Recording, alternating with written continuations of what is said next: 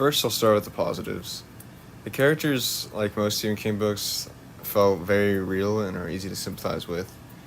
King has an amazing ability to create characters that feel like people you've already met before, like your neighbor or brother. But I do have some gripes, mainly with Billy Summers, the main character. Uh, but as for the rest of the positives, I really enjoyed the plot until the midsection. And the ending was actually really engaging and entertaining. Even if it felt somewhat predictable, there's still a couple surprises. Now, for the negatives, I am going to get into spoilers, but unless you're an avid Stephen King fan that really wants to read his entire catalog, I wouldn't really necessarily recommend this one. Firstly, I really disliked how after Billy Summers completes the job and kills whatever his name is, the book takes a massive detour. When I read the synopsis of the book, I naturally assumed it would mostly be about, killing and assassins and, like seedy underground stuff, which we do get some of, but a massive chunk of this book is devoted to something entirely different that is a lot less interesting and exciting, in my opinion.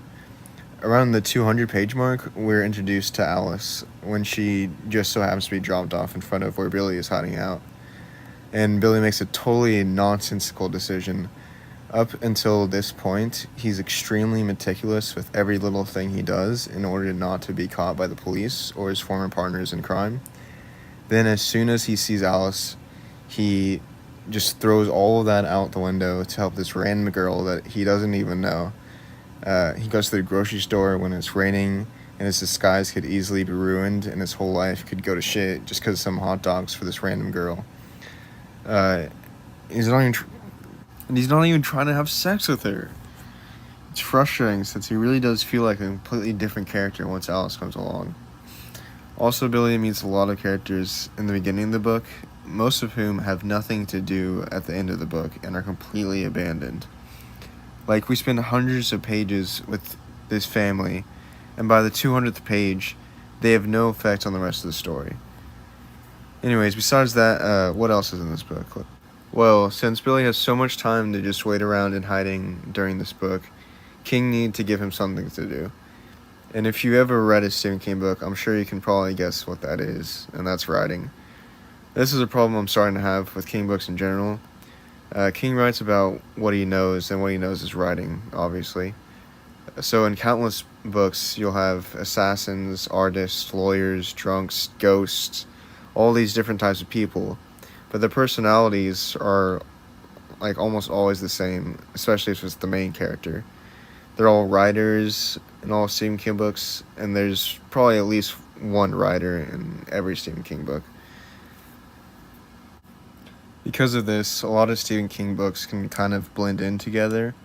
But anyways, besides that tangent, I was honestly very disappointed when I realized just how much writing there was in this book.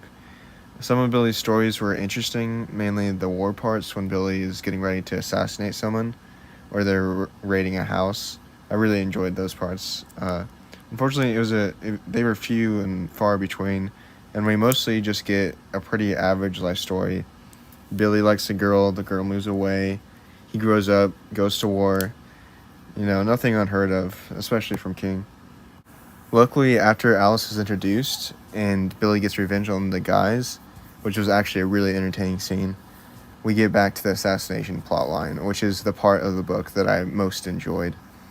Billy finds Nick and kills some of his cronies. The decision to leave Nick alive was a little kind of unbelievable to me. I feel like any real mob type guy would immediately get revenge back on Billy. But since this is a book, Nick starts to help Billy get the real bad guy, whose name is Roger Clerk. The ending was so much better than the middle, in my opinion, and saved me from straight up just disliking this book. I also enjoyed the Psych Out ending, where you think for a second that Billy survives and runs out on Alice. But of course, Billy ends up dying, and Alice just finishes Billy's book. Overall, I'm glad I read this addition to the Stephen King catalog, though I feel a little tricked since nearly half of this book felt completely different. noticed this has kind of been a trend of King's as of late, where he'll start a story and then by the end he'll turn it into something else entirely, which sometimes works really well and other times is kind of just disastrous. I would give Billy Summers by Stephen King 3 out of 5 stars. A good, enjoyable read, although nothing I would highly recommend. Did you read Billy Summers? If so, what did you think? Also, there's multiple Shining references, which were cool, really cool, but also random and out of place, just like this.